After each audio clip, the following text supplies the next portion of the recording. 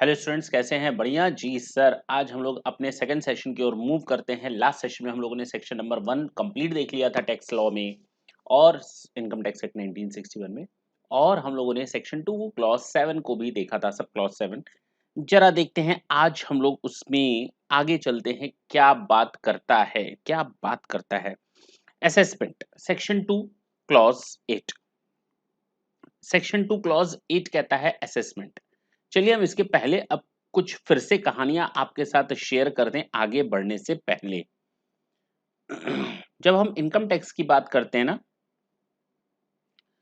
तो income tax act में आपकी जितनी भी इनकम होती है, क्या होती है? इनकम, उसका असेसमेंट होता है। असेसमेंट का मतलब फाइनलाइजेशन होता है, निर्धारण होता है।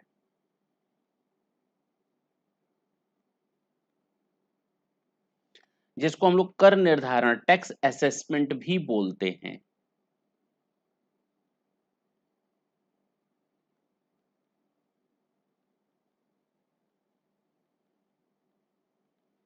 यानी the amount of tax is to be finalised, not finalised, but we are needed to make the payment of taxes to.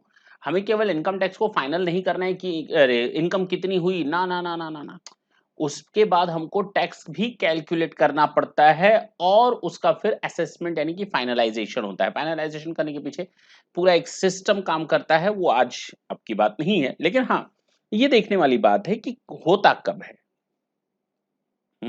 यानी हर एक साल का जो हमारा फाइनेंशियल ईयर होगा, मैंने वर्ड यूज किया फाइनेंशियल ईयर, ऐसा फाइनेंशियल ईयर जो 1 अप्रैल मान लेते हैं 2020 से स्टार्ट होगा, 21 से स्टार्ट होगा और 22 तक एंड हो जाएगा, जिसको हम 21-22 फाइनेंशियल ईयर बोलेंगे, जिसको हम 21-22 फाइनेंशियल ईयर बोलेंगे। मान लो मैं 1 अप्रैल को काम कर रहा हूं। अब सिस्टम क्या है, जरा उसके पीछे एक कहानी समझ लेते हैं। हुआ क्या कि मैं काम करने गया।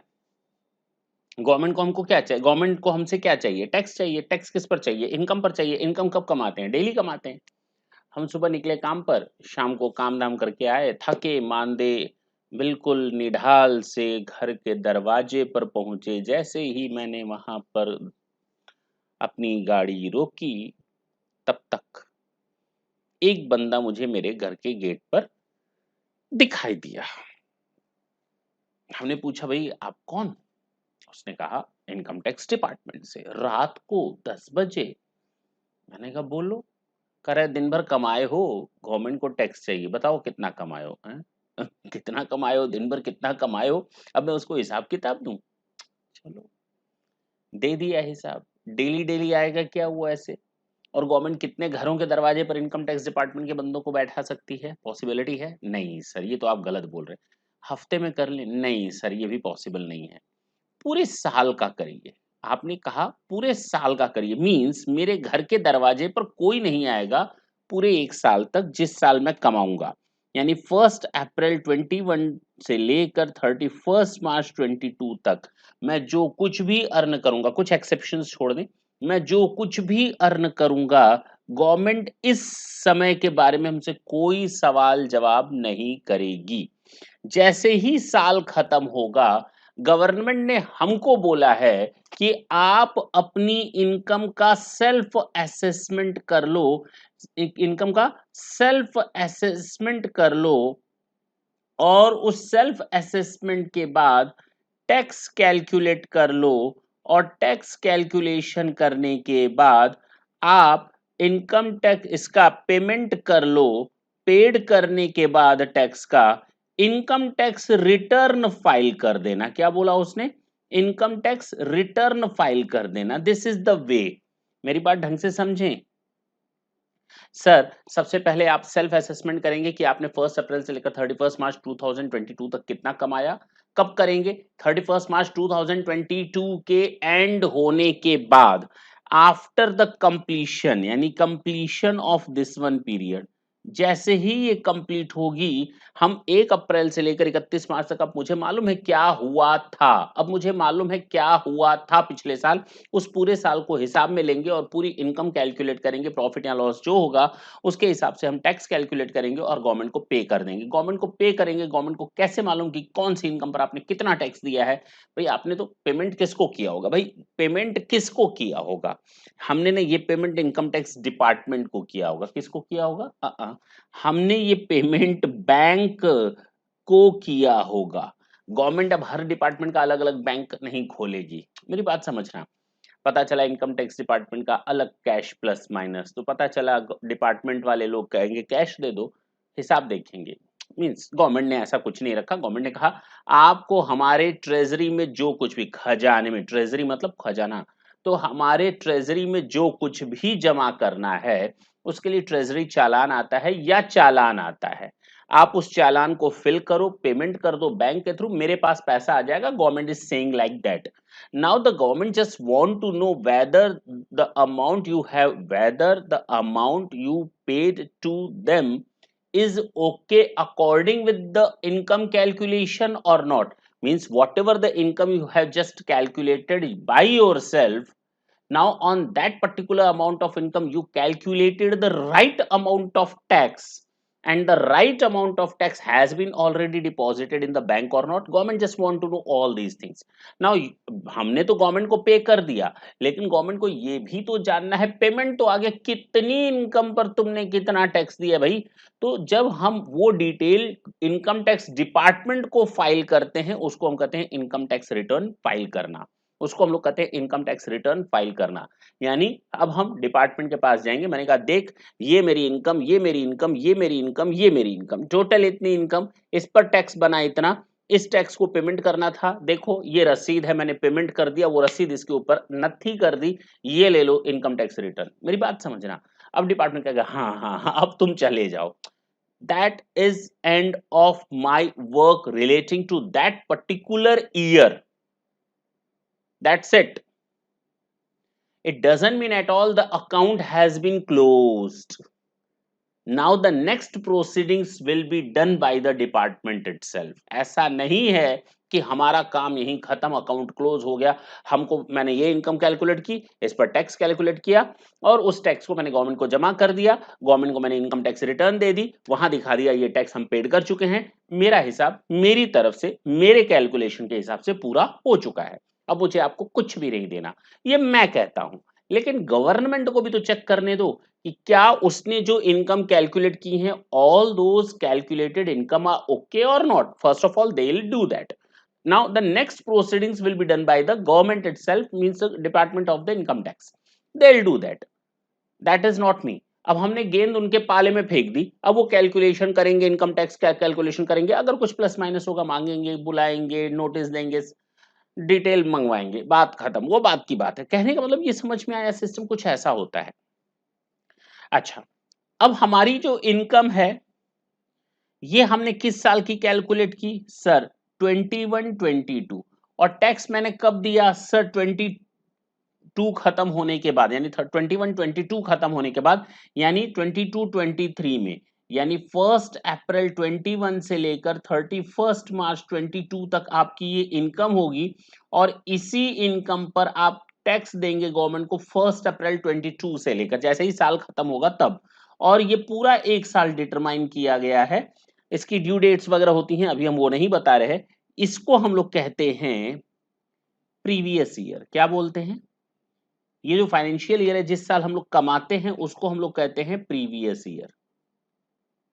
और ये वो साल है जिस साल हमारी इनकम पर टैक्स कैलकुलेट और असेस्ड होता है और पेमेंट होता है, उसको हम लोग कहते हैं असेसमेंट ईयर।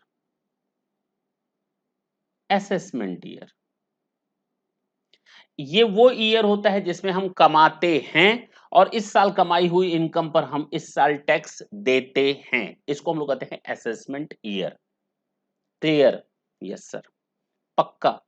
जैसे अब हम कुछ एग्जांपल्स ले लेते हैं।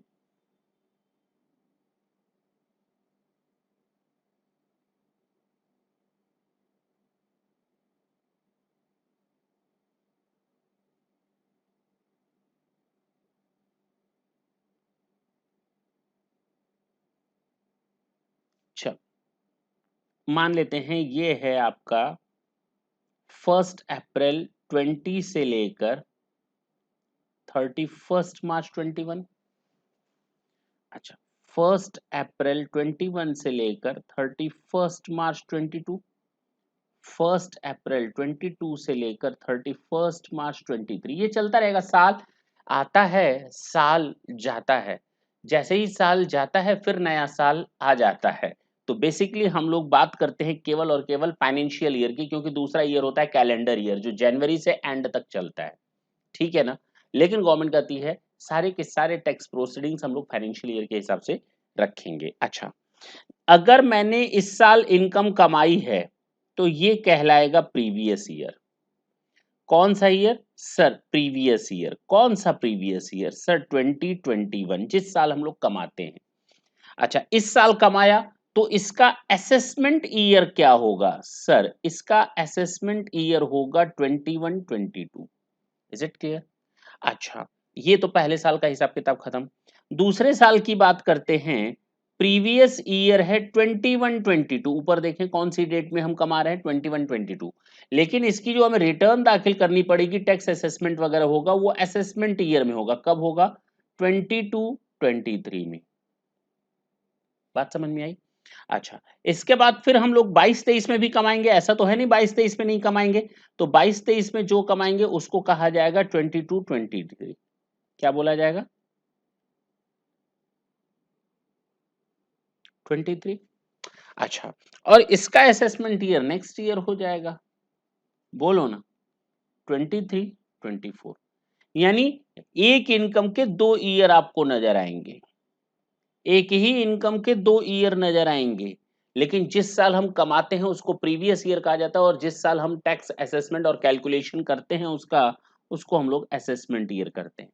अब ऐसा नहीं है कि 21-22 में हम केवल टैक्स देने का काम करेंगे, कमाएंगे नहीं। तो जब कमाते हैं तो जिस साल कमाते हैं उसको हम लोग प्रीवियस ईयर, यानी एक ही साल दो अलग अलग रूपों में आपको मिलेगा। अगर मैं कहूं ये ईयर जो चल रहा है 21-22, तो ये हमारा, अगर मैं 21-22 में कमा रहा हूं तो मेरा ये 21-22 प्रीवियस ईयर है। लेकिन यही 21-22 मेरे लिए असेसमेंट ईयर है, किस साल का मालूम है? प्रीवियस ईयर 2021 का। तो यही एक साल मेरे लिए दो काम कर रहा है, एक तो इस साल जो मैं कमा रहा हूं उसके लिए वो प्रीवियस ईयर है, और यही साल जो मैंने लास्ट ईयर कमाया था उसका कैलकुलेशन टैक्स वगैरह का मैं इस साल के लिए कर रहा हूं, तो ये मेरे लिए सेम ईयर असेसमेंट ईयर माना जाएगा। इज इट क्लियर हुआ? हाँ सर, क्लियर हो गया। तो अब असेसमेंट का मतलब समझने में दिक्कत आएगी नहीं सब, असेसमेंट का मतलब अब समझने में दिक्कत नको आएगी। This is the procedure by which the income of an SSC is determined by the assessing officer. Income tax department determine करता है। असेसमेंट ईयर क्या होता है सर? असेसमेंट ईयर वो होता है जो हमारा प्रीवियस ईयर के बाद होता है। अच्छा अच्छा अच्छा। Assessment year means the pre period starting from 1 April and ending on 31 of March next year. ठीक है, मैंने ये पूरा आपको लास्ट सेशन में भी बताया था। फाइनेंस एक्ट क्या होता है, प्रीवियस ईयर क्या होता है, असेसमेंट ईयर क्या होता है, ये मैंने लास्ट सेशन बता दिया था। लेकिन ये दोनों चीजें अब जाकर आपको क्लियर हुई होंगी कि what is exact meaning of previous year and assessment year. अभी भी मत समझना, प्रीवियस ईयर का मतलब समझ में आ गया। क्यों? क्योंकि अब हम लोग देखने जा रहे हैं सेक्शन 3, जिसमें आपको समझाया गया प्रीवियस ईयर क्या होता है, और मैंने ये आपको बता दिया। प्रीवियस ईयर की डेफिनेशन बेसिकली सेक्शन 2 में ना दे करके सेक्शन 3 में दी है। प्रीवियस ईयर डिफाइंड पूरा है इसका नाम, प्रीवियस ईयर डिफाइंड, ये पूरा एक नाम है। प्रीवियस ईयर कहता है, previous year means the financial year. Previous year means the financial year, जो 1 अप्रैल से स्टार्ट होता है 31 मार्च को एंड होता है। Previous year means the financial year which is immediately, okay okay okay, got it. वापस आओ, डेफिनेशन यही खत्म कर लेते हैं जो हमने अभी पढ़ाया। Previous year means the financial year, previous year छोड़ दो इसको, ये छोड़ दो, इसकी बात करते हैं। ये प्रीवियस ईयर है और असेसमेंट ईयर इसका हो जाएगा 22-23। तो previous year means the financial year 21-22 जो 1 अप्रैल से स्टार्ट होगा, which is immediately preceding the assessment year. हाँ, जो उसके असेसमेंट ईयर से जस्ट पहले हो। previous year means the financial year which is immediately preceding the assessment year. That's it. So simple. बच्चों वाली definition थी.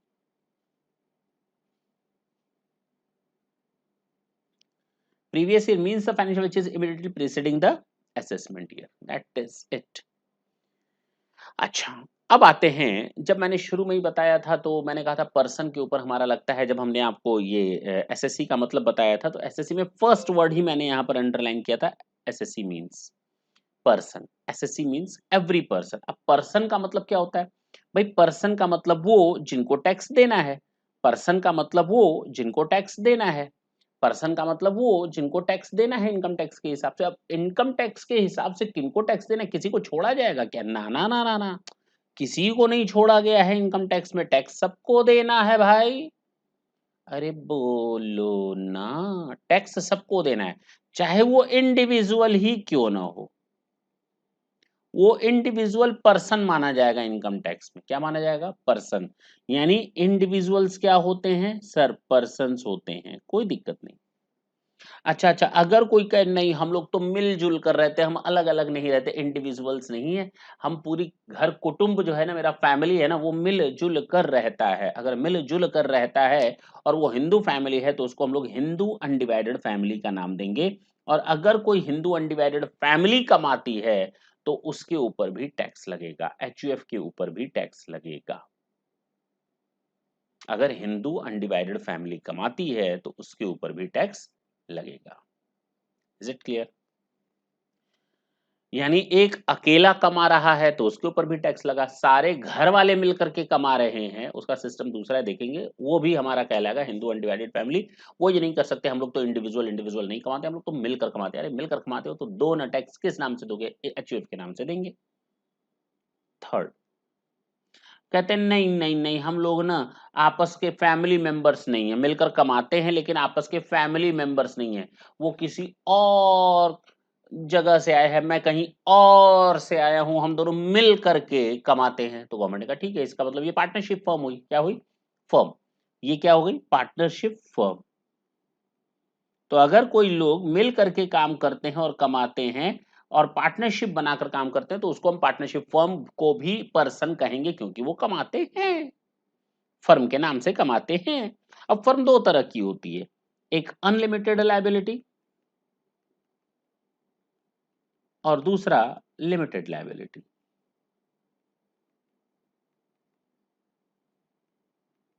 जिसको हम लोग एलएलपी के नाम से भी जानते हैं। Is it clear? Limited liability partnership, ये भी कवर होंगे।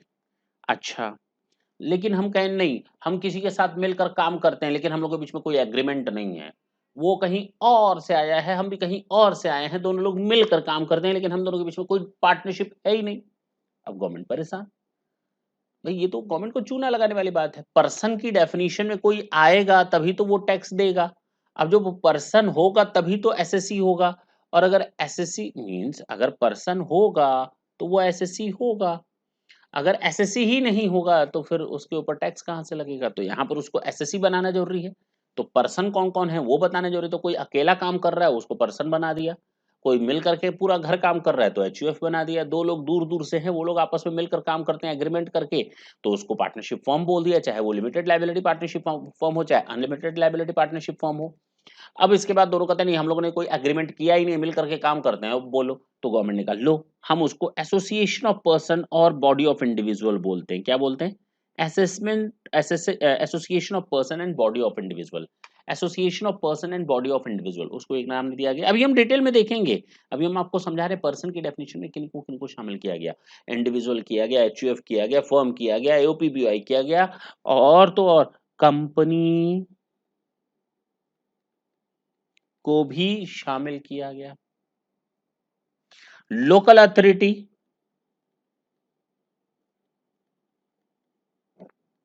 जो आपका म्युनिसिपल डिपार्टमेंट कॉर्पोरेशंस वगैरह होते हैं वो भी यहां शामिल हो गए, और आर्टिफिशियल जुरिडिकल पर्सन। ये 7 पर्सन होते हैं, ये आपको याद रखनी है। मैं इसके बारे में एक एक करके बताऊंगा, चिंता करने की जरूरत नहीं है। 7 तरीके के पर्सन होते हैं। कितने? 7। There are 7 types of person. Individual, HUF, firm, AOP, BOI, company, limit, local authority and artificial judicial person, that's it. ये 7 तरह के पर्सन्स होते हैं आपके। हमने अब तक यही देखा। सेक्शन 1 होता है, this is income tax act 1961 applicable from 1 April 1962, equally applicable through out India including Jammu and Kashmir. Section 2 में हम लोगों ने देखा, सेक्शन 2 में सेक्शन 231, अच्छा मैंने आपको अभी ये भी नहीं बताया, ओके लिख लेते हैं। ये है आपका सेक्शन 231। सेक्शन 2 क्लॉज 7 में आपको मैंने बताया एसएससी की डेफिनेशन, ये देखिए। और उसके बाद 8 में मैंने बताया आपको असेसमेंट की डेफिनेशन, असेसमेंट ईयर मैंने बताया 9 की डेफिनेशन में।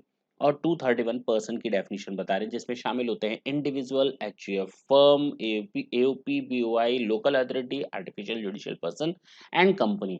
ये 7 तरह के पर्सन होते हैं। जरा हम एक एक करके बात करें, देखो ना किसी को नहीं छोड़ा गया, किसी को भी नहीं छोड़ा गया। जरा अब हम एक एक करके बात करें। सर आप इंडिविजुअल हैं? हाँ, नहीं सर आपकी शादी हो चुकी है। अरे भैया मैं यहाँ उस इंडिविजुअल की बात नहीं हो रहा हूँ, मैरिटल स्टेटस की बात नहीं कर रहे। इंडिविजुअल है, सिंगल है या मैरिड है, ना ना ना ना ना ना ना। अगर आपने यहाँ पर लिखना है इंडिविजुअल, मैं इंडिविजुअल हूँ मेरी वाइफ भी इंडिविजुअल है, आप भी इंडिविजुअल हैं, कोई बच्चा भी इंडिविजुअल है। इंडिविजुअल हर कोई है, इंडिविजुअल इंडिविजुअल इंडिविजुअल। ओके, चाहे वो मेल हो, फीमेल हो, मेजर हो, माइनर हो, वो सारे इंडिविजुअल्स होते हैं। Is it clear? इंडिविजुअली। दूसरा होता है हिंदू अनडिवाइडेड फैमिली। अगर मैं बताऊं तो देखिए इसमें जैन एंड सिख फैमिलीज को भी शामिल किया गया है, यानी एचयूएफ की कैटेगरी में जैन और सिख फैमिली भी आएंगी। है क्या इसमें?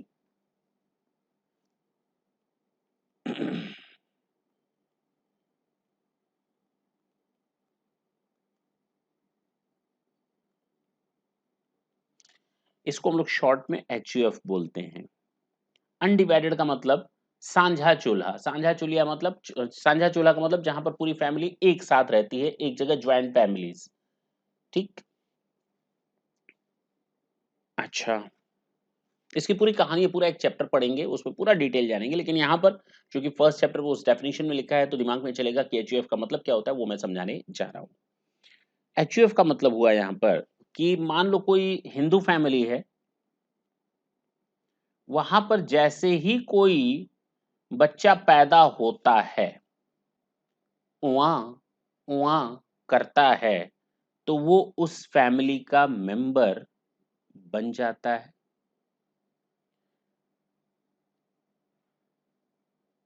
अच्छा, जिसको हम लोग को पार्टनर्स का भी नाम देते हैं। यानी अब मेंबर्स वो होंगे जो को पार्टनर्स होंगे या केवल मेंबर होंगे। नॉर्मली एक मेल मेंबर को पहले माना जाता था ये को पार्टनर है, सहभागी हैं, उस प्रॉपर्टी में बराबर के हकदार हैं, सहभागी हैं, को पार्टनर। वहीं पर फीमेल्स को कहा जाता था ना, वो प्रॉपर्टी में अपने लुक आफ्टर के लिए, अपने डेली रूटीन्स के लिए जो उनकी डिमांड होती है वो पूरा करना होता है। वो घर के पार्टीशन की डिमांड नहीं कर सकते, उनका घर की प्रॉपर्टी में हिस्सा नहीं होता। लेकिन अब सिस्टम चेंज हो गया, जितना मेल मेंबर को पावर है घर में उतना ही फीमेल मेंबर को भी पावर है, लेकिन इसमें भी कुछ शर्तें हैं जो अभी हम यहाँ कुछ नहीं बोलने जा रहे। वो सारा आप लोग एचयूएफ में देखेंगे, पूरा एक चैप्टर चलेगा। अगर हम पूरी कहानी बताने बैठेंगे तो कहानी यहीं पर इसी चैप्टर में ही 1-2 क्लास निकल जाएंगी। और बहुत ही मजेदार कहानियां आती हैं, एक से एक स्टोरी आती है कि अच्छा छोड़ देते हैं। तो हिंदू अनडिवाइडेड फैमिली, तो हिंदू फैमिलीज में एक मेंबर है, वो को पार्टनर भी हो सकता है और नहीं भी हो सकता, अपने मेंटेनेंस की कॉस्ट वो वसूल सकता है अगर वो को पार्टनर नहीं है तो। फिलहाल तो अब यहाँ मेल मेंबर भी आएंगे और फीमेल मेंबर भी कवर होते हैं को पार्टनर की कैटेगरी में। हिंदी में इसको कहते हैं सहभागी। अच्छा, यानी बराबर भाग लेने वाले। हिंदू फैमिलीज 2 तरह की होती हैं। एक को हम लोग कहते हैं मिताक्षरा संप्रदाय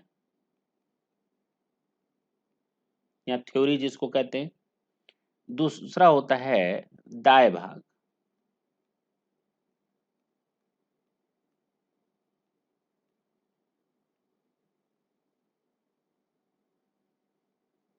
ये दो तरह के सिस्टम आपको देखने को मिलेंगे, यानी दो तरह की हिंदू अनडिवाइडेड फैमिलीज होंगी। पहले को हम लोग कहते हैं दो सिस्टम की होती हैं, मिताक्षरा संप्रदाय एंड दायभाग संप्रदाय। अब मैं आपसे बोलूं आप किस कैटेगरी में आते हैं, मिताक्षरा या संप्रदाय? अब आपको तो मालूम नहीं। अब ऐसा समझ लो कि जैसे ही एक बच्चा पैदा हुआ, as and when he takes its birth, means a child takes its birth, in the very same moment he'll be eligible to call for the partition of the family। उसका उस फैमिली में बराबर बराबर का हिस्सा हो जाता है, इक्विवेलेंट हिस्सा हो जाता है, जितना बाकी फैमिली मेंबर का उसका उतना। सोचो, जैसे ही वो जन्म लेता है तुरंत, तो जो उआ करता है ना, तो बेसिकली वो अपनी पार्टीशन की डिमांड कर रहा है। हमारा घर दे दो हमको, हमारा घर हमको दे दो। और लोग मिठाई बांट रहे होते हैं। और दूसरा एक सिस्टम और होता है कि जैसे ही एक बच्चा पैदा होता है, उसका उस फैमिली में कोई हक नहीं होता, कोई हक नहीं होता। जब तक उसके पिता जिंदा हैं, वो उन्हीं के रहमो करम पर पलेगा। जब तक उनकी डेथ नहीं हो जाती, तब तक बच्चों के हाथ में फैमिली का अधिकार नहीं आता। अच्छा बताओ, आप किस कैटेगरी में शामिल होते हैं? सर नहीं मालूम, सोचो, पता होना चाहिए था। ये केवल ये वेस्ट बंगाल एंड असम में एप्लीकेबल, और ये रेस्ट ऑफ इंडिया में है। नाम से पता चलता होगा मिताक्षरा, तो मित्र याद रखो, यानी दोस्त बन गए पैदा होते ही। और यहां नाम से पता चलता होगा दया, है तो दाय भाग, लेकिन हम इसको कहेंगे दया, दया पर जिंदा रहना। तो अब ऐसा हो गया, काम खत्म। बस ये मुझे आज बताना था। हिंदू अनडिवाइडेड फैमिली क्या होती है? मान लो कोई पर्सन है, उसने कोई प्रॉपर्टी खरीदी, और उस प्रॉपर्टी में उसकी वाइफ, दो बच्चे, इन बच्चों के बच्चे और उनकी वाइफ, ये ये पूरी एक फैमिली बन गई। मान लेते हैं एक फैमिली बन गई, तो ये बंदा जब गया तो उसने ये प्रॉपर्टी इन लोगों को दे दी, एक तरह से ऑटोमेटिकली ट्रांसफर हो गई। और अगर उस प्रॉपर्टी से कोई इनकम आती है, तो इनकम इन सब की होगी। उस प्रॉपर्टी से अगर कोई इनकम आएगी, तो वो इनकम इन सब की होगी। ये ऑटोमेटिकली एचयूएफ में हिस्सा बन जाएंगे। जैसे जैसे वो लोग आगे बढ़ेगी, वंश आगे बढ़ेगा, ये इस प्रॉपर्टी में हिस्सा मांगने का अधिकार रखते चले जाएंगे। फिलहाल आपको केवल इतना याद रखना है। और एचयूएफ की तरह रजिस्ट्रेशन कैसा होता है, ये सब कुछ नहीं बताने जा रहे हैं। गवर्नमेंट को हम लोग कैसे बताते हैं ये एचयूएफ है नहीं है। अच्छा, ये भी याद रखना, क्योंकि भाई क्वेश्चन तो दिमाग में आएंगे ही आएंगे। छोड़ देते हैं, क्वेश्चन नहीं आ रहा होगा मुझे मालूम है, वो आएगा देखा जाएगा, टेंशन ना लें, बिल्कुल टेंशन ना लें। सारी चीजें कंप्लीट होंगी लाइन बाय लाइन। लेकिन हाँ, चूंकि हम लोग को आगे भी बढ़ना है, नहीं तो कहानी बहुत ज्यादा लंबी चली जाएगी। तो इंडिविजुअल हो गया, एचयूएफ हो गया। पार्टनरशिप फॉर्म बता दिया। पार्टनरशिप फर्म को पार्टनरशिप तब माना जाता है जब इन लोगों के बीच में एग्रीमेंट हो, क्या हो, plus profit sharing ratio determined हो। प्रॉफिट शेयरिंग रेशियो कि हम लोगों का आपस में कितना हिस्सा, किसको कितना मिलेगा, ये दोनों कंडीशन पूरी होंगी, तो ही वो पार्टनरशिप फर्म की तरह ट्रीट की जाएगी। लेकिन अगर दो लोग मिल करके काम करते हैं, मालूम नहीं किसका कितना हिस्सा, तो भैया आप इस कैटेगरी में जंप कर गए। फिर किस में? एओपीबीओआई में। अगर मान लो पार्टनर्स हैं, लेकिन ये नहीं मालूम कि एग्रीमेंट हुआ, मींस ओरल एग्रीमेंट हुआ। कौन सा एग्रीमेंट हुआ? ओरल। ओरल एग्रीमेंट हुआ, रिटन में कुछ भी नहीं है, एग्रीमेंट हुआ ही नहीं एक तरह से। Oral agreement is not a proof. लेकिन हाँ एग्रीमेंट तो है, ओरल है, तो भैया ओरल एग्रीमेंट है तो भी आप एओपी बीओआई में आएंगे। अगर आपका एग्रीमेंट है रिटन में है लेकिन आपके प्रॉफिट शेयरिंग रेशियो उसमें नहीं डिस्क्लोज्ड हैं तो भी आप एओपी बीओआई में आएंगे। सर एओपी बीओआई ऐसे मत बोलिए, ऐसे लग रहा है जैसे तुषार कपूर काम कर रहा है मूवी में। एओपी का मतलब होता है एसोसिएशन ऑफ पर्संस,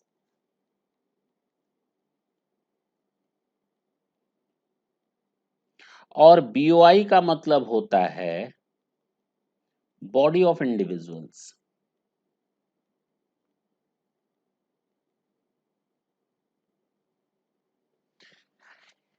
नाम से पता चलता होगा एसोसिएशन ऑफ पर्संस, और हम लोग डेफिनेशन भी किसकी देख रहे हैं, पर्सन की। और दूसरा है एसोसिएट बॉडी ऑफ इंडिविजुअल्स, तो केवल और केवल इंडिविजुअल, दोनों में फर्क समझना। यानी अगर mister A, mister B, mister C और मिस डी जो भी हो, ये लोग मिल करके कोई काम करते हैं और इनका एग्रीमेंट है और पार्टनरशिप डीड है और इनका प्रॉफिट शेयरिंग रेशियो डिटरमाइंड है, तो ये पार्टनरशिप फॉर्म में चले जाएंगे। ये कौन कौन है, mister A, mister B, mister C और मिस डी, ऐसे। लेकिन अगर इनका कोई कंडीशन पूरा नहीं हुआ, यानी कि पार्टनरशिप डीड नहीं है या पार्टनरशिप डीड है लेकिन उसमें प्रॉफिट शेयरिंग रेशियो नहीं डिटरमाइंड है, तो भैया आप हो जाएंगे बीओआई, बॉडी ऑफ इंडिविजुअल, क्योंकि इंडिविजुअल इंडिविजुअल इंडिविजुअल इंडिविजुअल ही शामिल है उस कैटेगरी में।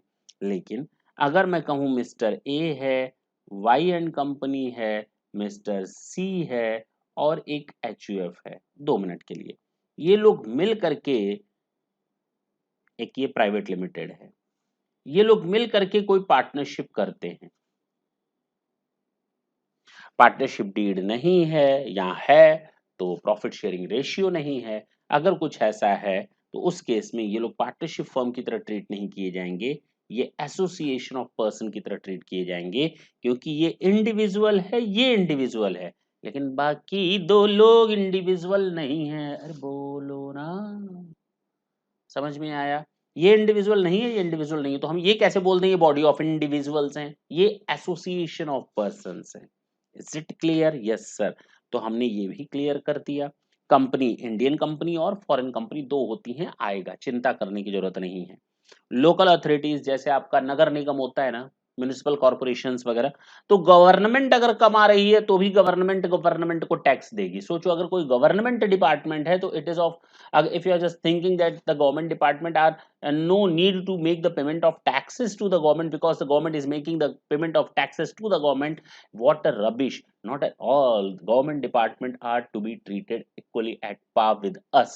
तो हम लोग की तरह वो भी ट्रीट किए जाते हैं, उनको भी अपना इनकम कैलकुलेट करके गवर्नमेंट को टैक्स देना पड़ता है, गवर्नमेंट गवर्नमेंट को दे रही है।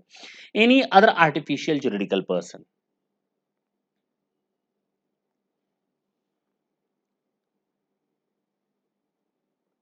आर्टिफिशियल जुरिडिकल पर्सन, अब जरा इसके बारे में बात कर ली जाए।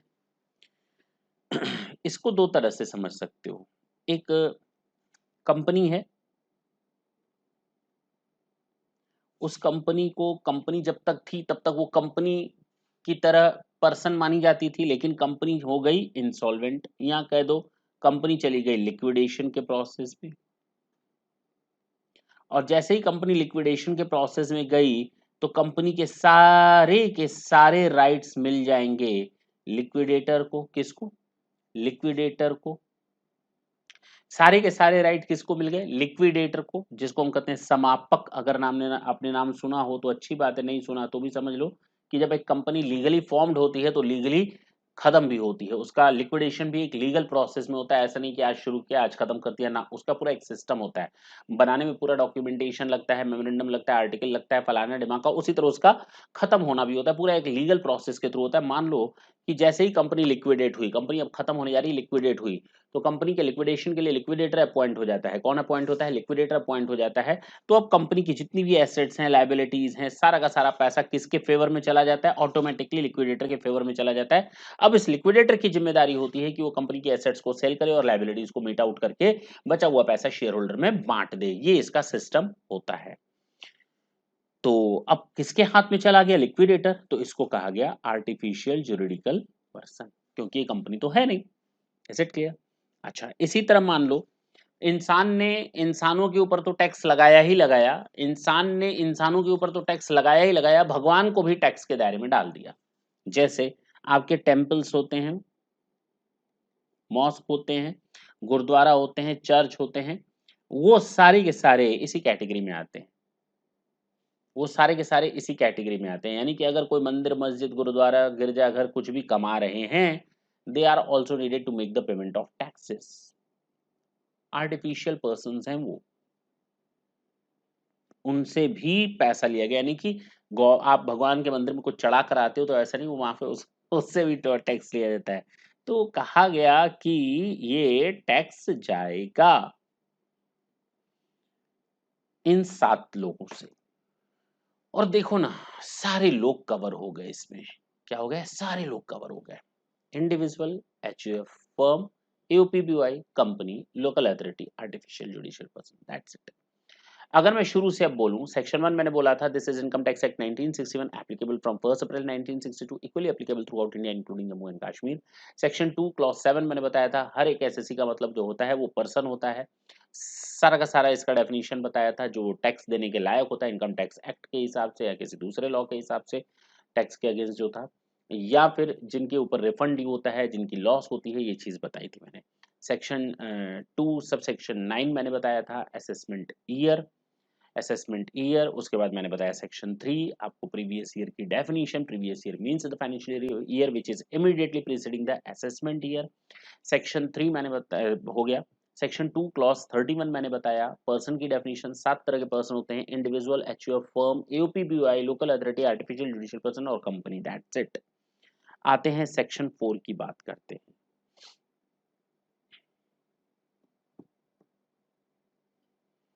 अगर ये सेक्शन 4 ना होता मैंने क्या बोला? अगर ये सेक्शन 4 ना होता तो ये इनकम टैक्स ना होता, क्योंकि ये वो सेक्शन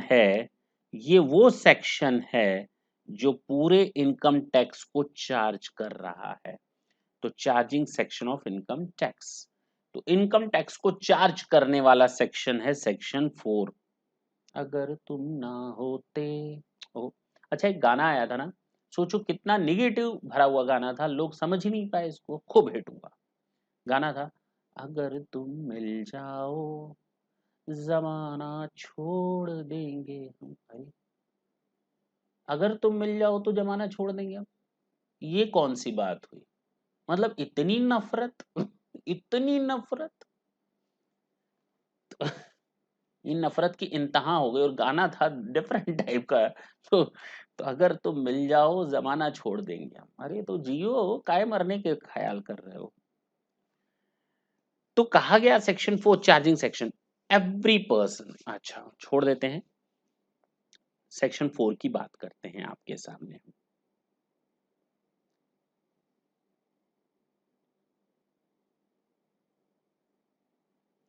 ये कहता है सेक्शन 4 कि भाई जितनी भी इनकम होंगी आपकी, जितनी भी इनकम होंगी, उनको आप एक जगह कर लो टोटल।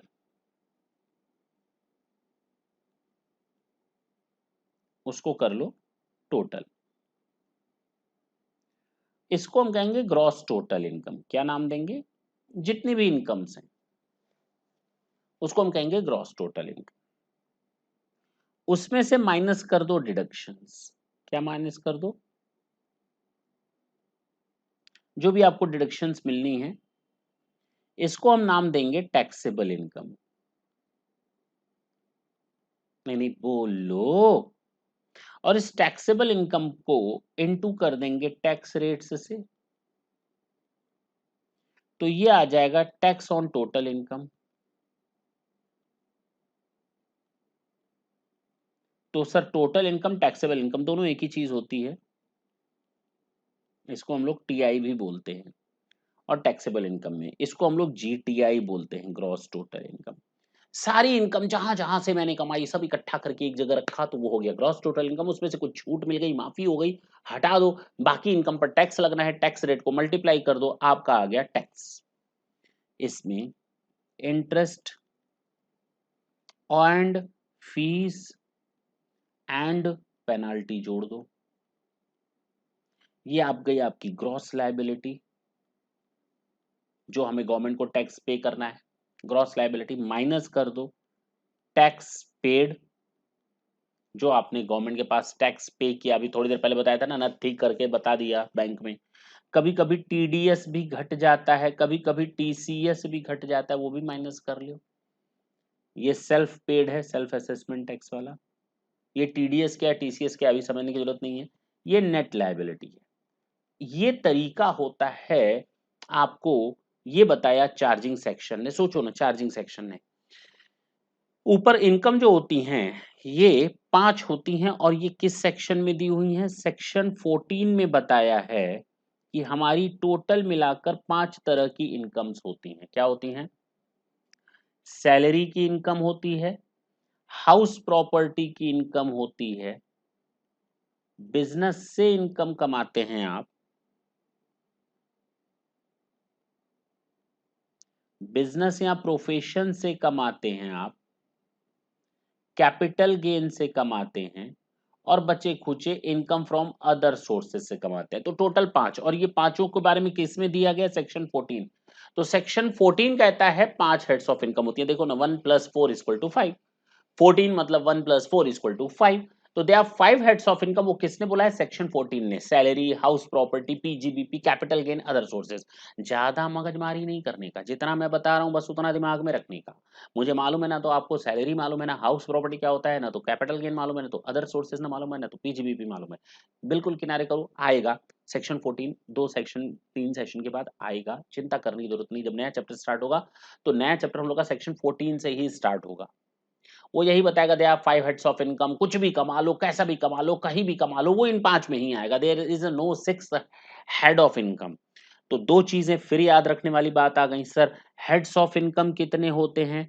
तो heads of income are always 5, हमेशा 5 होते हैं। पहला होता है सैलरी, दूसरा होता है हाउस प्रॉपर्टी, जिसको हम शॉर्ट में लिखते हैं IHP, income from house property. The third one is PGBP, जिसको हम लोग शॉर्ट में पीजीबीपी लिखते हैं। The full form is profit and gains of business or profession. The next one is capital gain, जिसको हम शॉर्ट में कैप गेन्स भी बोलते हैं। And the last one is income from other sources. जो भी बचे खुचे हैं, जो इन चारों में नहीं आएंगे, वो अदर सोर्सेज में जाएंगे। कोई भी इनकम जो इन ऊपर 4 में नहीं आई, इन 4 में जो नहीं आएगा, वो ऑटोमेटिकली किस में चला जाएगा? कुछ भी कमा लो, कुछ भी कमा लो, कैसे भी कमा लो, कहीं से भी कमा लो, वो इस 5 हेड्स में ही शामिल होते हैं। हो सकता है मैं 3 जगह से सैलरी कमाता हूं, हो सकता है कि मैं 6 बिजनेस करता हूं, हो सकता है कि मेरी अदर सोर्सेज में कौन कौन सी इनकम आती है। मैं ना किसी कॉलेज में पार्ट टाइम काम करता हूं, या मैं नेतागिरी का काम करता हूं, या मैं डिविडेंड अर्न करता हूं, मैं इंटरेस्ट सूदखोर हूं, ब्याज अर्न करता हूं। इसी तरह पचासों इनकम है। जुआ खेलता हूं, दारू नहीं, जुआ खेलता हूं। तो कहने का मतलब ये कि हमारी हेड्स ऑफ इनकम तो 5 होती हैं, लेकिन सोर्स ऑफ इनकम अनलिमिटेड हो सकते हैं। सोर्स ऑफ इनकम का कोई लिमिट नहीं होता। आप आप 10 जगह से सैलरी कमाओ, तो सैलरी 10 जगह से कमाई, वो सोर्स ऑफ इनकम है। लेकिन सब मिलाकर हेड ऑफ इनकम केवल एक है, सैलरी इनकम। सब मिलाकर एक जगह रखनी पड़ेगी। आप 50 तरह का बिजनेस कर रहे हैं, now they are 50 source of income, but cumulatively all these source of income are to be chargeable to tax under the head PGBP, profit and gains from business or profession। तो ये आपको याद रखना है कि सोर्स ऑफ इनकम अनलिमिटेड होते हैं, लेकिन हेड्स ऑफ इनकम केवल 5 होते हैं। Salary, house property, PGBP, capital gain and other sources. That's it. अब तो ये दिक्कत नहीं करेगा। अच्छा, अभी मैं बता रहा था आपको चार्जिंग सेक्शन। मैंने क्या कहा? चार्जिंग सेक्शन में ये 5 हेड्स ऑफ इनकम जोड़ लो, ग्रॉस टोटल इनकम आ गई, डिडक्शन माइनस कर लो, टैक्सेबल इनकम आ गई, टैक्स रेट मल्टीप्लाई करो, टैक्स लायबिलिटी आ गई, इसमें इंटरेस्ट और फीस ऐड कर लो, और पेनाल्टी ऐड कर लो, माइनस कर लो इसमें टीडीएस, टीसीएस और एडवांस टैक्स। अच्छा, एडवांस टैक्स छूट गया। TDS, TCS and advance tax और सेल्फ असेसमेंट टैक्स, ठीक है ना। ये माइनस करने के बाद जो आएगा वो आपकी नेट लायबिलिटी होगी। This is only and only due to section 4। तो ये जो मैंने आपको बताया सेक्शन 4 में बोलता है। वो 4 है, 5 हेड्स ऑफ इनकम आपको सेक्शन 14 में बोलता है। देखो, एक पर्सन जिसकी टोटल इनकम प्रीवियस ईयर की maximum amount not chargeable to tax से अधिक है, तो उस पर इनकम टैक्स लगेगा उन रेट्स से जैसा कि इस असेसमेंट ईयर के रेट्स में दिया हुआ है। तो जो भी इनकम यहां पर आई, जो भी इनकम यहां पर आई, उस पे टैक्स रेट का मल्टीप्लाई करो। That's it, full and final. चला जाए, इनकम के बारे में कुछ स्पेशल पॉइंट बताया है, जरा हम उन पॉइंट्स के बारे में डिस्कस करते हैं। इनकम के बारे में, इनकम की कुछ पॉइंट्स हैं। वैसे इनकम की डेफिनेशन दे रखी है सेक्शन 2 सब सेक्शन 24, मैं सब सेक्शन बोल रहा हूँ, otherwise it is your clause 24। तो सेक्शन 224 में इनकम की डेफिनेशन दी है, वहां नहीं जा रहे। हम सीधे आपको इनकम के बारे में कुछ इंपॉर्टेंट चीजें बता रहे हैं, क्योंकि वो इनकम की डेफिनेशन बहुत ही ब्रॉडर लेवल पर है। आप सैलरी खत्म करेंगे, इनकम के बारे में कुछ जानेंगे, हाउस प्रॉपर्टी में इनकम का कुछ और मतलब निकलेगा, पीजीबीपी कैपिटल इन सबको मिला करके एक जगह कर दो तो वो इनकम की डेफिनेशन हो जाती है। फिलहाल वो बहुत अच्छी टॉपिक है, लेकिन इनकम का मतलब क्या है यहाँ पर। इनकम कैश में भी हो सकती है, काइंड में भी हो सकती है। इनकम कैश में भी हो सकती है, काइंड में भी हो सकती है। इनकम एक्चुअल भी हो सकती है, इनकम नोशनल भी होती है। नोशनल का मतलब कॉम्प्यूटेड, यानी एक्चुअल नहीं है, एक्चुअल नहीं है, एक्चुअल नहीं है। हो सकता है कैलकुलेटेड इनकम आपकी एक्चुअल आ जाए, कोई दिक्कत नहीं है, जिस पर आपको टैक्स देना है। अदरवाइज कभी कभी होता क्या है कि आपको उस अमाउंट ऑफ इनकम पर टैक्स देना पड़ता है जो आपने कमाया ही नहीं, उसको हम लोग कहते हैं नोशनल इनकम। तो कई जगहों पर कैलकुलेटेड या नोशनल इनकम पर टैक्स देना पड़ता है। Every income need not be a taxable income. जो भी इनकम आप कमाएंगे जरूरी नहीं कि वो taxable income. We are just discussing over here the main features of the income. Income आपकी कैपिटल भी हो सकती है, इनकम आपकी रेवेन्यू भी हो सकती है, इनकम आपकी कैश में भी हो सकती है, इनकम आपकी काइंड में भी हो सकती है, इनकम आपकी कंप्यूटेड भी हो सकती है और एक्चुअल या रियल इनकम भी हो सकती है। और हर एक इनकम जरूरी नहीं कि टैक्सेबल हो, इलीगल इनकम भी टैक्सेबल होती है। अगर आप पर्स छोड़, आपको क्यों मैं बीच में घसीटूं। मैं कहता हूं कोई मिस्टर एक्स से वो रास्ते में जाता है, किसी का पर्स मार लेता है और उसकी जेब में आ जाते हैं 10,000 रुपए बैठे बैठे, तो क्या उस पर भी टैक्स लगेगा? हाँ जी, उसको टैक्स देना चाहिए, लेकिन देगा कैसे? वो जाएगा डिपार्टमेंट में कहेगा हम अपना रिटर्न भर रहे हैं, मैंने चोरी की, टैक्स चोरी पैस पर्स मारा मैंने। क्या ऐसे लिखेगा वो? ऐसे लिखेगा नहीं सर। नॉर्मली ऐसे लोग टैक्स नहीं देते उस इनकम पर। लेकिन इलीगल इनकम को भी, अब लीगल और इलीगल का मतलब क्या है वो हम लोग बाद में देखेंगे, लेकिन हाँ इलीगल इनकम पर भी टैक्स लगता है। Every revenue receipt is taxable. हर एक रेवेन्यू रिसीट टैक्सेबल होती है जब तक कि बोला गया ना गया हो कि माफ है। सोचो, इस बिल्कुल उल्टा है, ये दो लाइन बिल्कुल ढंग से पढ़ेंगे। हर एक रेवेन्यू रिसीट टैक्सेबल होती है जब तक कि इनकम टैक्स लॉ ने कहा हो कि ये माफ ना कर दो। और हर एक कैपिटल रिसीट माफ होती है जब तक कि लॉ ने बोला हो कि इसको टैक्स ना लगा दो। उल्टा है। हर एक रेवेन्यू रिसीट आपकी टैक्सेबल होती है जब तक कि उसको माफ ना किया गया हो। हर एक कैपिटल रिसीट आपकी माफ होती है जब तक कि उसको टैक्स ना लगाया गया हो। इनकम का मतलब केवल इनकम नहीं, लॉस भी होता है। Positive income as well as negative income. तो अगर हम बोल रहे हैं इनकम, तो इसका मतलब I am just talking about the positive as well as the negative income. दोनों की मैं बात कर रहा हूं। तो निगेटिव इनकम का मतलब लॉस होता है और पॉजिटिव इनकम का मतलब इनकम होता है। तो income includes loss. Same income can not be twice taxed twice. कोई भी इनकम दो बार टैक्स नहीं लगेगा। ये पूरे इनकम टैक्स का एक बेसिक इंटेंशन है। मेरी बात ढंग से समझें। कुल 2 से 3 जगह आपको ये सुनने को मिलेगा, एक ही इनकम पर डबल टैक्सेशन लग गया, एक ही इनकम पर डबल टैक्स लग गया, एक ही इनकम पर 2 बार टैक्स लग गया। ऐसा भी होता है, हाँ, बहुत ही एक्सेप्शनल सिचुएशन है। अदरवाइज कोई भी इनकम पर नॉर्मली सिंगल टाइम टैक्स लगता है, उस पर ट्वाइस टैक्स नहीं लग सकता। डबल टैक्सेशन किसी सेम इनकम पर नहीं होता normally. Same person can be tax twice. एक ही पर्सन को 2 बार टैक्स लगाया जा सकता है। ठीक है, छोड़ देते हैं, वो हम लोग देखेंगे। अगर नहीं तो आप ये समझ लो, अभी मैंने बताया ना इन एचयूएफ के बारे में। तो एचयूएफ को जो संभालता है उसको हम लोग कहते हैं कर्ता।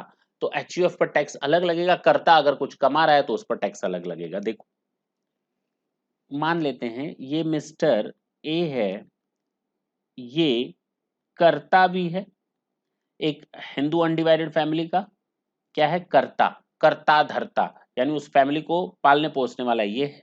उस फैमिली में कई लोग हैं, ए है, बी है, सी है, डी है और ई है। चलो, ये सब मिल करके बनाते हैं एचयूएफ। ये सब लोग मिल करके बनाते हैं एचयूएफ। तो ये सब लोग मिल करके जो कमाते हैं वो एचयूएफ की कैटेगरी में टैक्सेबल होगा। लेकिन मिस्टर ए कहीं नौकरी भी करता है, सैलरी हो सकता है, तो इसको जो सैलरी से इनकम अर्न होगी वो मिस्टर ए के हाथ में ही टैक्सेबल होगी। तो मिस्टर ए दो तरह से टैक्सेबल हुआ। एक तो एचयूएफ के कर्ता के तौर पर पूरी फैमिली की इनकम उसके ऊपर टैक्स लगी कर्ता के तौर पर, और एक इंडिविजुअल कैपेसिटी में भी ये टैक्सेबल हो गया मिस्टर ए। तो कहा गया same person can be taxed twice. तो इसका मतलब समझ में आया? यस। इनकम में भी taxed either on accrual basis और कैश बेसिस। ठीक है, आएगा। इनकम कभी कभी कैश बेसिस पर टैक्सेबल होती है, कभी कभी एक्रूअल बेसिस पर टैक्स लगता है, कोई दिक्कत नहीं आई। बोलो भाई, यहां तक किसी को कोई दिक्कत न को।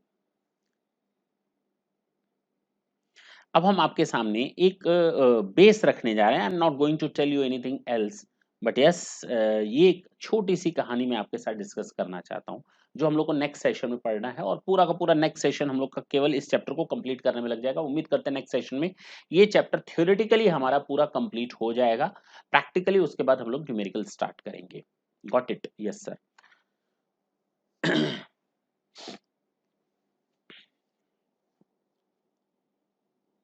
1 अप्रैल 2021 से लेकर 31 मार्च 2021, ये हमारा प्रीवियस ईयर होता है।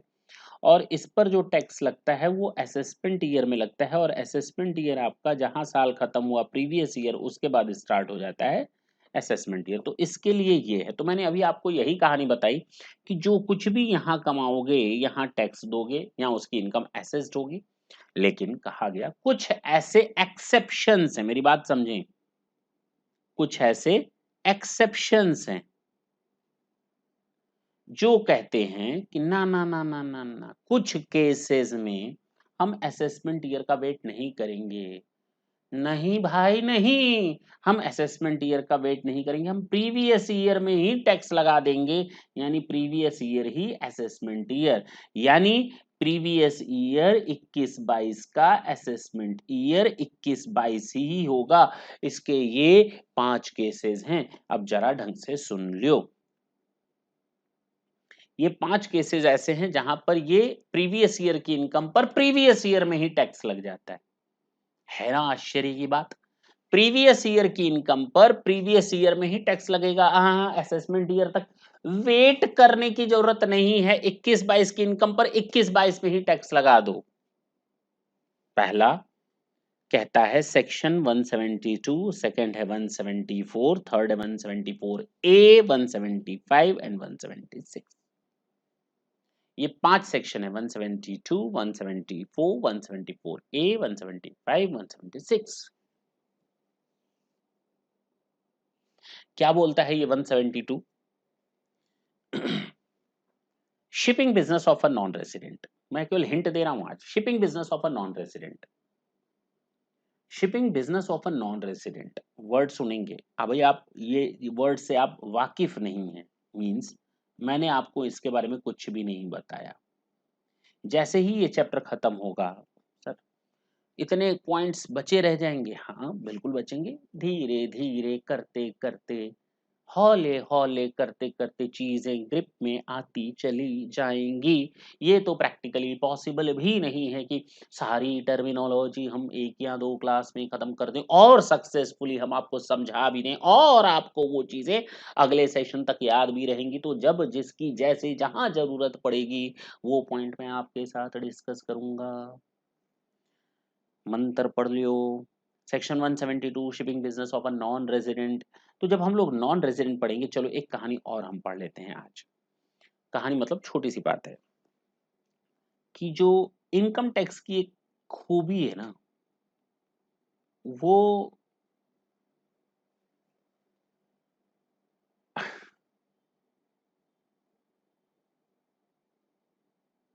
अगर मैं कहूं, अगर मैं कहूं कि आप इंडियन हैं और मैं कहूं आप अमेरिकन हैं,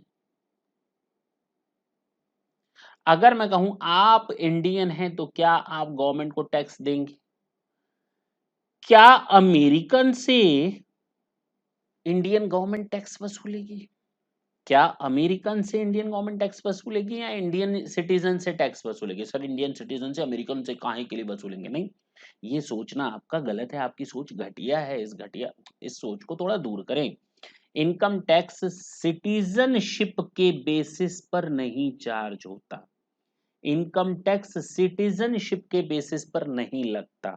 इनकम टैक्स रेजिडेंशियल स्टेटस के हिसाब से लगता है। किसके हिसाब से?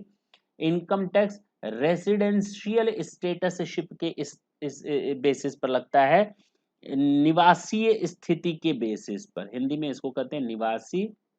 अब हिंदी मेरी थोड़ी वीक हो चुकी है, लेकिन तब भी जो याद आता है मैं बता देता हूँ। निवासी स्थिति के बेसिस पर हम लोग इनकम टैक्स चला लगाते हैं, ना कि सिटीजनशिप बेसिस पर। तो इंडिया में इनकम टैक्स इंडियन भी दे सकता है, अमेरिकन भी दे सकता है। अगर मैं इंडियन हूं तो हो सकता है मेरा इनकम पर टैक्स इंडिया में ना लगता हो, लेकिन हो सकता है मैं अगर अमेरिकन हूं तो इंडिया में मुझे टैक्स देना पड़े। मैं अफ्रीकन हूं, लगता तो नहीं, अफ्रीकन हूं तो हो सकता है मुझे इंडिया में टैक्स देना पड़े। Means that depends on which thing? that depends on the residential statusship of a person। तो किसी भी पर्सन का, यानी सबसे पहले हम उस पर्सन का रेजिडेंशियल स्टेटस देखते हैं। क्या देखते हैं? उस पर्सन का रेजिडेंशियल स्टेटस। या तो वो रेजिडेंट होता है या तो वो नॉन रेजिडेंट होता है। Okay okay okay, got it. और अगर रेजिडेंट होता है तो दो तरह से हो सकता है। ऑर्डिनरी रेजिडेंट हो सकता है एंड नॉन ऑर्डिनरी रेजिडेंट हो सकता है। और इसके लिए हम लोग पूरा का पूरा सेक्शन 6 देखेंगे।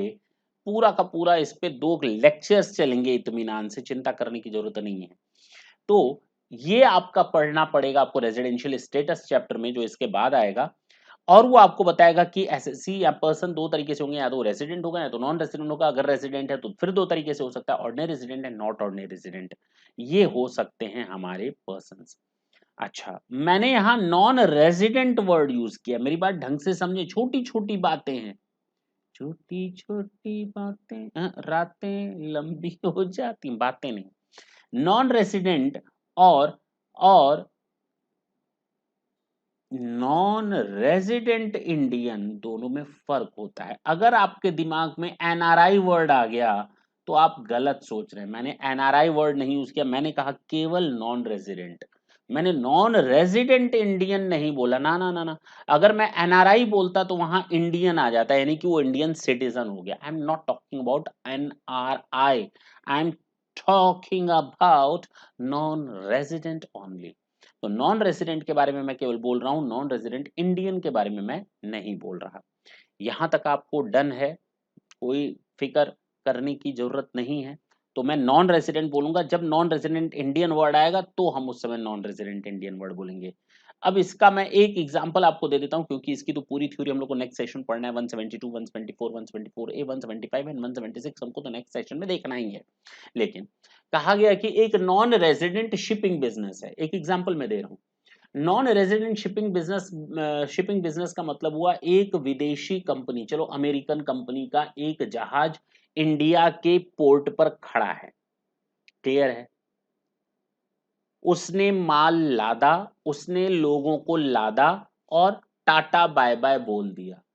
अब वो कब आएगा, अब वो कब तक नहीं आएगा, nobody knows and God knows. अच्छा, तो अगर कोई नहीं जानता वो कब आएगा, तो जाते हो तो जाओ, पर इतना सुन लो, जो टैक्स बनता है वो तो दिलवा दो। तो भैया जाओ, कोई मना नहीं कर रहा, लेकिन पोर्ट छोड़ने से पहले हम तुम्हारा एंकर नहीं छोड़ेंगे, हम तुम्हारा लंगर ढीला नहीं करेंगे तब तक बेटा, जब तक कि तू टैक्स देकर यहां से विदा नहीं होता। तुम तो ठहरे परदेसी, साथ क्या निभाओगे, सुबह पहली सुबह पहली चले जाओगे। Shipping business of non resident, तो इसीलिए यहां बोला गया नॉन रेजिडेंट। अगर ये रेजिडेंट होता तो इसका मतलब ये आएगा, आएगा, मेरे करण अर्जुन आएंगे। तो shipping business of non resident. Is it clear? तो जो जाने वाला है, जिसके आने की उम्मीद नहीं कर सकते और हम उस भरोसे पर नहीं बैठ सकते ये आएगा टैक्स देने के लिए, तो भैया जाते हो तो जाओ, लेकिन टैक्स को हिसाब किताब पूरा करके जाओ। इसी साल का टैक्स इसी साल दे करके जाओ। We cannot wait for the next year for your assessment. Yes, इसी तरह कोई बंदा जो हिंदुस्तान छोड़ रहा है, अब आने की उसकी कोई स्थिति नहीं है, वो वहां बिजनेस करेगा, वो वहां जॉब करेगा। क्या करेगा? बिजनेस। वो क्या करेगा? जॉब। तो जॉब और बिजनेस वहां करेगा, तो कब आएगा मालूम नहीं। तो जा रहे हो, आज तक जो कमाए हो उस पर टैक्स देते जाओ, चले जाओ। ठीक है ना? तो इस तरह की बातें हम लोग नेक्स्ट सेशन में देखेंगे और उम्मीद है नेक्स्ट सेशन आपका बहुत ही इंटरेस्टिंग रहने वाला है इन 5 पॉइंट्स के साथ। और जैसे ही ये 5 पॉइंट्स खत्म होंगे, हमारा एक और पॉइंट स्टार्ट हो जाएगा, वो है आपका ये टोटल इनकम कैसे कैल अच्छा, ये तो मैंने आज बता ही दिया, तो ज़्यादा कुछ नहीं बचा, ज़्यादा कुछ नहीं बचा। जो सबसे इम्पोर्टेंट इसके बाद चलेगा आपका स्कोप ऑफ टोटल इनकम। इसमें हम लोग ये पढ़ेंगे, आधा सेशन तो यही ले जाएगा बाबा। क्या? ये आधा सेशन यही ले जाएगा स्कोप ऑफ टोटल इनकम। देखो ना, यहाँ पर मैंने यूज किया हुआ है resident and ordinary resident, resident but not ordinary resident and non resident. तीनों वर्ड यूज किए जो मैंने अभी अभी आपको थोड़ी देर पहले बताया, जो सेक्शन 6 में हमको देखने हैं नेक्स्ट सेशन से, नेक्स्ट टू नेक्स्ट सेशन से, इस चैप्टर के बाद जो नया चैप्टर आएगा उसमें। चलें, टाटा बोलें, नेक्स्ट सेशन में आपसे फिर मिलेंगे, तब तक के लिए tata and bye bye, thank you, thanks.